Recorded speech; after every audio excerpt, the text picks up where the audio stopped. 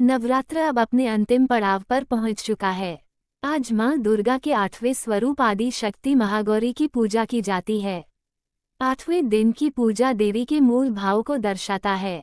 देवी भागवत पुराण में बताया गया है कि देवी मां के 9 रूप और 10 महाविद्याएं सभी आदिशक्ति के अंश और स्वरूप हैं, लेकिन भगवान शिव के साथ उनके अर्धांगिनी के रूप में महागौरी सदैव विराजमान रहती हैं। इनकी शक्ति अमोघ और सद्या फलदायिनी है। महागौरी की पूजा मात्र से भक्तों के सभी पाप धुल जाते हैं और वो व्यक्ति अक्षय पुण्य का अधिकारी हो जाता है। ज्यादातर घरों में नवरात्र की अष्टमी तिथि के दिन कन्या पूजन किया जाता है, वहीं कुछ लोग नवमी तिथि के दिन कन्या पूजन करते हैं। इस तरह किया मां ने व्रत। शिव पुराण के अनुसार महागौरी को 8 साल की उम्र में ही अपने पूर्व जन्म की घटनाओं का आभास होने लग गया था। उन्होंने इसी उम्र से ही भगवान शिव को अपना पति मान लिया था और शिव को पति रूप में पाने के लिए तपस्या भी शुरू कर दी थी। इसलिए अष्टमी तिथि को महागौरी के पूजन का विधान है। इस दिन दुर्गा सप्तशती के मध्यम चरित्र का पाठ करना विशेष फलदायी होता है। जो लोग 9 दिन का व्रत नहीं रख पाते हैं, वे पहले और 8वें दिन का व्रत कर पूरे 9 दिन का फल प्राप्त करते हैं। महागौरी की कथा। देवी भागवत पुराण के अनुसार देवी पार्वती अपनी तपस्या के दौरान केवल कंदमूल, फल और पत्तों का आहार करती थीं। बाद में माता केवल वायु पीकर ही तप करना आरंभ कर दिया था। तपस्या से माता पार्वती को महान गौरव प्राप्त हुआ है और इससे उनका नाम महागौरी पड़ा। माता की तपस्या से प्रसन्न होकर भगवान शिव ने उनको गंगा में स्नान करने के लिए कहा। जिस समय माता पार्वती गंगा में स्नान करने गईं, तब देवी का एक स्वरूप श्याम वर्ण के साथ प्रकट हुई, जो कौशिकी कहलाईं, और एक स्वरूप उज्ज्वल चंद्र के समान प्रकट हुआ, जो महागौरी कहलाईं। मां गौरी अपने हर भक्त का कल्याण करती हैं और उनको सभी समस्याओं से मुक्ति दिलाती हैं। ऐसा है मां का स्वरूप। देवी भागवत पुराण के अनुसार महागौरी का वर्ण रूप से गौर अर्थात सफेद हैं और इनके वस्त्र व आभूषण भी सफेद रंग के ही हैं। मां का वाहन वृषभ अर्थात बैल है, जो भगवान शिव का भी वाहन है। मां का दाहिना हाथ अभयमुद्रा में है और नीचे वाले हाथ में दुर्गा शक्ति का प्रतीक त्रिशूल है।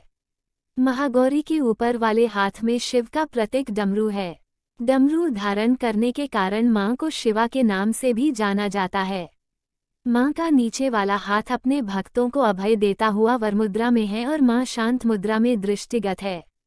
देवी के इस रूप की प्रार्थना करते हुए देव और ऋषिगण कहते हैं, सर्वमंगल मंगल्ये शिवे सर्वार्थ साधिके शरण्ये त्र्यंबके गौरी नारायणी नमोस्तुते। धन वैभव की अधिष्ठात्री देवी है महागौरी। मां महागौरी अपने भक्तों के लिए अन्नपूर्णा स्वरूप हैं।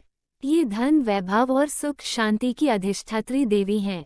सांसारिक रूप में इनका स्वरूप बहुत ही उज्ज्वल, कोमल, श्वेतवर्ण और श्वेत वस्त्रधारी है। देवी महागौरी को गायन संगीत प्रिय है और यह सफेद वृषभ यानी बैल पर सवार हैं। इन दिन कन्या पूजन का भी विधान है। कुछ लोग नवमी के दिन भी कन्या पूजन करते हैं, लेकिन अष्टमी के दिन कन्या पूजना करना श्रेष्ठ रहता है। कन्याओं की संख्या 9 हो तो अति उत्तम है, नहीं तो 2 कन्याओं के साथ भी पूजा की जा सकती है। अष्टमी तिथि के दिन नारियल का भोग लगाने की परंपरा है। भोग लगाने के बाद नारियल प्रसाद रूप में बांट दें। वहीं जो भक्त कन्या पूजन करता है, वे हलवा, पूरी, सब्जी और काले चने का प्रसाद विशेष रूप से बनाया जाता है। मां की पूजा करते समय भक्तों को गुलाबी रंग के कपड़े पहनने चाहिए, क्योंकि गुलाबी रंग प्रेम का प्रतीक माना जाता है। महागौरी का ध्यान मंत्र। श्वेते वृषे समारूढ़ा श्वेताम्बराधरा शुचे महागौरी शुभ दद्यान महादेव प्रमोदा। या देवी सर्वभूतेषु मां गौरी रूपेण संस्थिता। नमस्तस्याय नमस्तस्याय नमस्तस्याय नमो नमः। महागौरी की पूजा विधि। अष्टमी तिथि पर महागौरी की पूजा का विधान भी बाकी दिनों की तरह ही होता है। जिस तरह सप्तमी तिथि को माता की पूजा की जाती है, उसी तरह अष्टमी तिथि को भी शास्त्रीय विधि से पूजा की जाती है। इस दिन माता के कल्याणकारी मंत्र ओम देवी महागौर्याय नमः का जप करना चाहिए और मां को लाल चुनरी चढ़ानी चाहिए। सबसे पहले लकड़ी की चौकी पर लाल कपड़ा बिछाकर महागौरी की मूर्ति या तस्वीर स्थापित करने के बाद महागौरी यंत्र रखकर स्थापना करनी। चाहिए। माँ की कांति भक्तों को सौंदर्य प्रदान करने वाली मानी जाती है। हाथ में सफ़ेद फूल लेकर माँ का ध्यान करें और फूल अर्पित करें और विधिवत पूजन करें। महागौरी को रात की रानी के फूल बहुत पसंद हैं। जय माता दी।